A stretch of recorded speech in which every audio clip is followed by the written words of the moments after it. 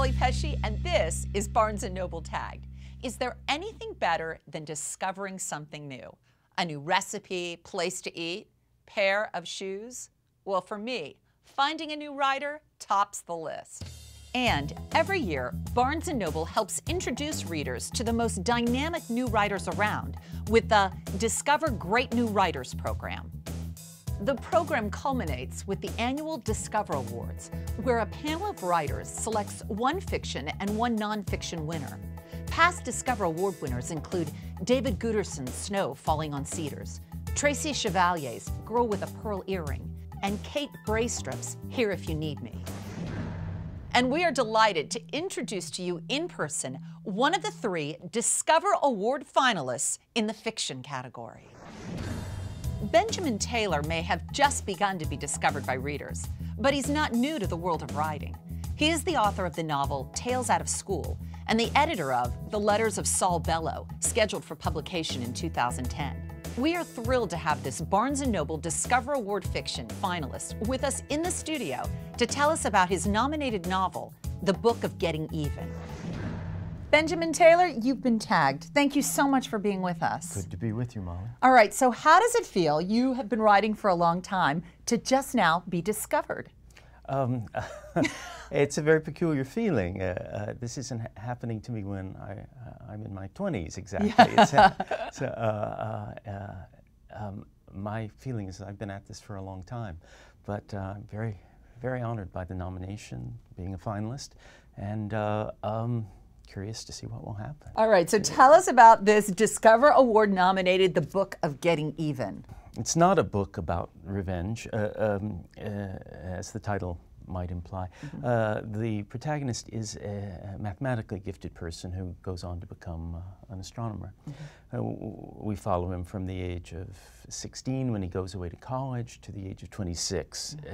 And getting even in the first iteration of that means solving equations, getting even. So by the end of the book, that phrase has acquired several more meanings, one of which is a kind of revenge, but there are others as well. Benjamin Taylor, the book is called The Book of Getting Even, and let me say this, you are in incredibly good company with all of these other Discover Award nominees. Thank you very much, Molly Pesci. The next finalist in the fiction category is Sway by Zachary Lazar. It's a novel of the 60s revealed in three intertwining narratives. Sway links the early years of the Rolling Stones, the life of avant-garde filmmaker Kenneth Anger, and a young itinerant musician, Bobby Beausoleil, who becomes a member of the Manson family. Next, The Well and the Mine by Gin Phillips. The title actually refers to a well in which a baby dies, and the mine is the location around which this Depression-era novel revolves, and how one young girl will attempt to escape the grip of a horrible destiny. Now let's take a look at the three nonfiction Discover Award finalists. First is David Sheff and his book, Beautiful Boy. Sheff's story is a first, a teenager's addiction from the parent's point of view, a real-time chronicle of his son Nick's shocking descent into substance abuse and his gradual emergence into hope. It's the story of any family that contains an addict, and 1 in 3 American families does. Next, it's The Geography of Bliss, One Grump's Search for the Happiest Places in the World by Eric Weiner. After years as the foreign correspondent for National Public Radio, Eric Weiner has experienced what he felt were some of the most miserable places in the world.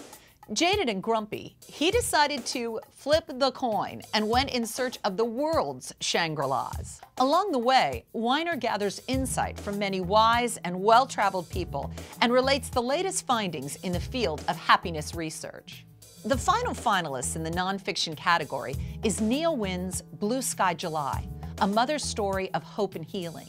It's Wynn's own story about her experiences as a mother who battles against impossible odds to heal her son, who is diagnosed with severe cerebral palsy.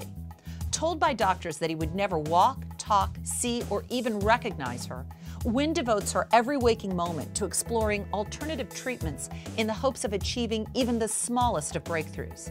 It's an uplifting and poignant memoir.